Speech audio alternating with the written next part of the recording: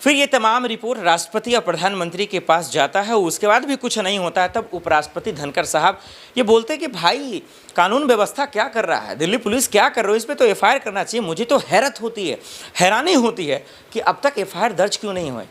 अब सोचिए, धनखड़ साहब कह रहे हैं और इतना बड़ा सवाल उठा रहे हैं, एक राष्ट्रपति की कोई अहमियत नहीं हो रही है, जब सुन नहीं रही है दिल्ली पुलिस, जब एफआईआर दर्ज नहीं हो रहा है, इसका मतलब कौन पावर है? इससे बड़ा भी कोई है क्या? राष्ट्रपति से भी बड़ा कोई है? कम से कम उनकी मर्यादा तो रखें, उनकी बात तो सुने, कम से कम समझे तो कि क्या मामला है। अरे एफआईआर तो करनी है, जांच इकट्ठा करना है, रिपोर्ट करना है, सलाखों के पीछे डालना है, उनको तो फौरन अरेस्ट करना चाहिए, मेरे लिहाज से पद से हटाना चाहिए, फ़ौरन इस जो है बर्खास्त कर उन्हें अरेस्ट करना चाहिए। क्योंकि जब वो सलाखों के पीछे जाएंगे, जेल में जाएंगे, अरेस्ट होंगे, तभी तो फिर रिमांड पे जाएंगे, जांच पड़ताल होगी। हो सकता है कि जो उच्च न्यायालय के जो कानून व्यवस्था, जहाँ तक तो अभी समझ में आया, हमने आपके सामने रखा, तो जो प्रक्रिया कम से कम न्यायालय ही करे।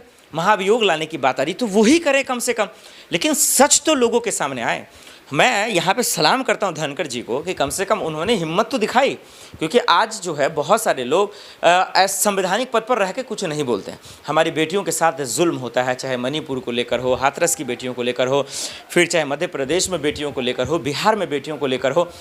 तस्वीरें अच्छी नहीं आती है, हम सब देखते हैं रूह काँप जाता है। हम लोग को अच्छा इसलिए भी नहीं लगता कि देश में सिस्टम है, कानून है, सब कुछ है, न्यायपालिका है, फिर भी लोगों को इंसाफ नहीं मिलता। इंसाफ के लिए लोग दर दर भटकते हैं।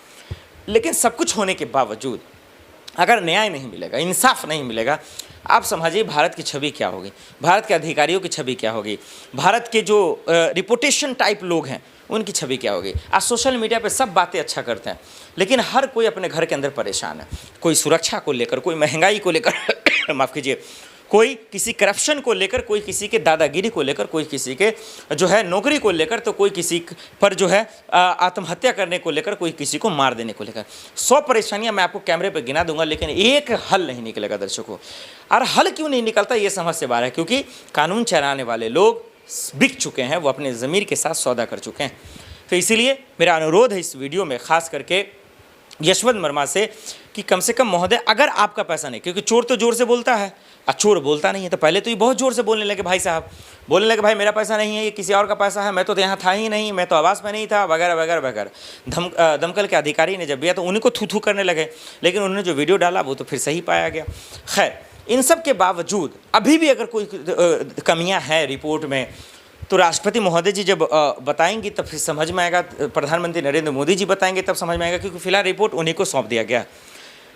लेकिन मेरा यशवंत वर्मा से सवाल है कि अगर आपने कोई गुनाह नहीं किया, आपने चोरी नहीं की, आपने बेईमानी नहीं की, भाई खुलकर आके बोलो ना, बोलने में क्या दिक्कत है यार? प्रेस कॉन्फ्रेंस कर दो, बता दो किसका पैसा था, क्योंकि अब तो रिपोर्ट सौंप हो गया, अब तो पाया गया आपको कि आपको तो इस्तीफा देना चाहिए। फिर आप कह रहे हम इस्तीफा भी नहीं देंगे, वगैरह वगैरह।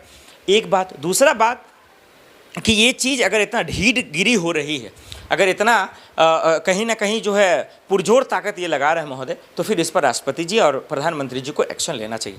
और आखिर बात मैं दर्शकों ये करना चाहता हूँ कि जिस तरीके से यशवंत वर्मा को लेकर उपराष्ट्रपति धनखड़ साहब ने जो आदेश तो नहीं, माफ़ी चाहता हूँ, आदेश तो नहीं कहेंगे, उन्होंने एक अनुमति की है कि भाई एफआईआर क्यों नहीं हो रहा, चाहे जिससे भी क्या, देश के कानून से, दिल्ली पुलिस से, डबल इंजन की सरकार से, अमित शाह जी से, क्योंकि गृह मंत्री लॉ एंड ऑर्डर उन्हीं के अंदर आता है। तो मैं ये समझना चाहता हूँ कि एफआईआर क्यों दर्ज नहीं हो रही है। और एफआईआर दर्ज न कराने का मतलब है, कोई अगर बचाने वाला है तो ये बचाने वाले लोग भी उस करप्शन में सम्मिलित हैं, उस करप्शन में है जो आज उनको बचाने का काम कर रहे हैं। तो कम से कम हमारा, देश के लोगों का बात नहीं मान सकते, तो धनखड़ जी का बात मान लीजिए, एफआईआर दर्ज कीजिए।